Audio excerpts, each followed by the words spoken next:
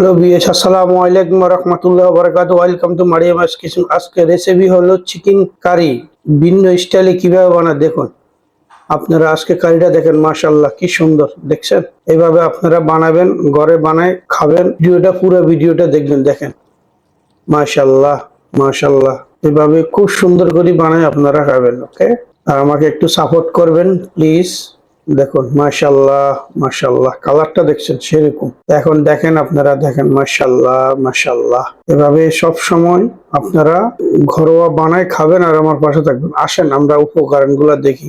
প্রথমে মুরগি নিলাম, মুরগিটার ভিতরে 1 চামচ হলুদ দিলাম, তারপরে হলুদের পরে আধা চামচের মতো মরিচের পাউডার দিব। তারপরে এখন অল্প একটু অয়েল দিব, তারপরে স্বাদ মতো লবণ দিব। এখন 4 চামচের 1.5 চামচের মতো, যেহেতু এটা ফ্রাই করবো। আর আদা রসুন দিছি টেবিল স্পুনের চামচের 1 চামচ। দেখেন এইভাবে ম্যারিনেট করবো। এখন আসে ফ্রাই করব। ফ্রাই প্যান নিলাম, ফ্রাই প্যানের ভিতরে তেল দিলাম 50 গ্রামের মতো। তেলটা গরম হয়ে যাওয়ার পরে, তেলটা অবশ্যই গরম হলে তারপর চিকেনটা দিবেন। দেখেন, নাহলে তলা লেগে যাবে। দেখেন আপনারা, এই যে এইভাবে সব কয়টা চিকেনটা একসাথে বসা দিবেন। বাস একবার উল্টাই দিবেন, বাস হয়ে যাবে ইনশাল্লাহ। বেশি ফ্রাই করবেন না, বেশি ফ্রাই করলে মুরগিটা শক্ত হয়ে যাবে। হাফ ফ্রাই করে নেবেন বাস, তাহলে ভালো হবে। দেখেন মাশাল্লাহ মাশাল্লাহ। আসেন এখন রান্নার উপকরণটা দেখেন। আমার ফ্রাইটা হয়ে গেছে, এখন রান্নার উপকরণটা দেখেন। পাতিল নিলাম, পাতিলের মধ্যে আমি এখানে একদম মেজারমেন্ট করে নিছি 100 গ্রাম তেল দিছি। তারপর 2 টুকরা দারচিনি দিছি, 2টা তেজপাতা দিছি, তারপরে 8-10টা লং দিছি। তারপরে এখন দিয়েছি 1 চামচ গুলমুড়ি আর 8টা এলাচি। এগুলার তেলের ভিতরে একটু ভেজে নিবেন, ভেজে নিলে গন্ধটা ভালো আসবে, ফ্লেভারটা।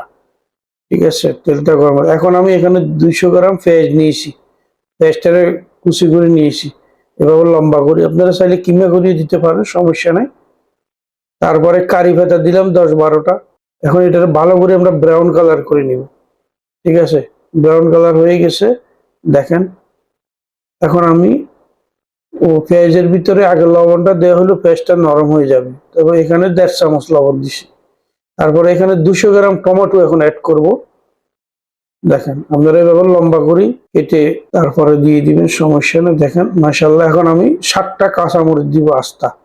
এগুলা গলে যাবে, আপনারা চাইলে কেটে দিতে পারেন, আমি কেটে দিনে ওগুলা গলে যাবে।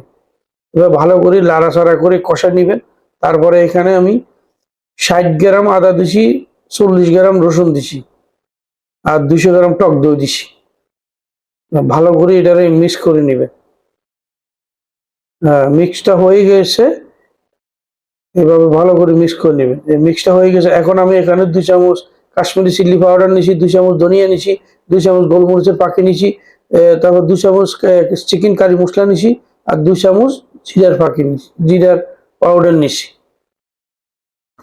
এই মশলাগুলো দেখেন ভালো করে কষাবেন। দেখেন তেল ছেড়ে দিছে, এভাবে গন্ধ না। এখন গন্ধটা একটু দেখবেন, এইভাবে গন্ধ দেখবেন, হাতের দিকে হাত দিয়ে ইশারা দিয়ে নাকের কাছে নিবেন।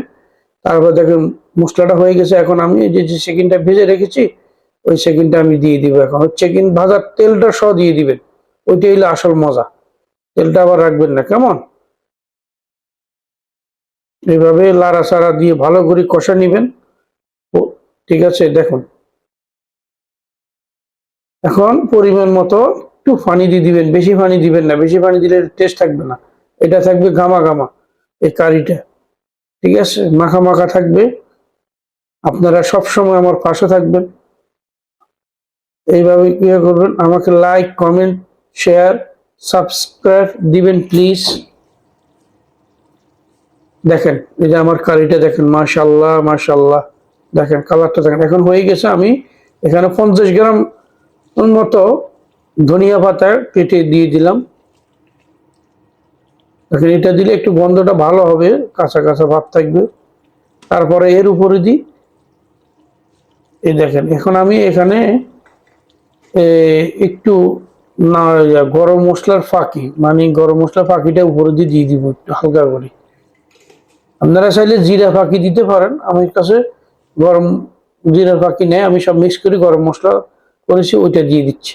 দেখেন মাশাআল্লাহ আমার রান্নাটা হয়ে গেছে। এখন দেখেন কালারটা দেখেন, মাশাআল্লাহ মাশাআল্লাহ। দেখেন এভাবে আপনারা সবসময় বানাবেন আর খাবেন, আমাকে সাপোর্ট করবেন, আমার পাশে থাকবেন।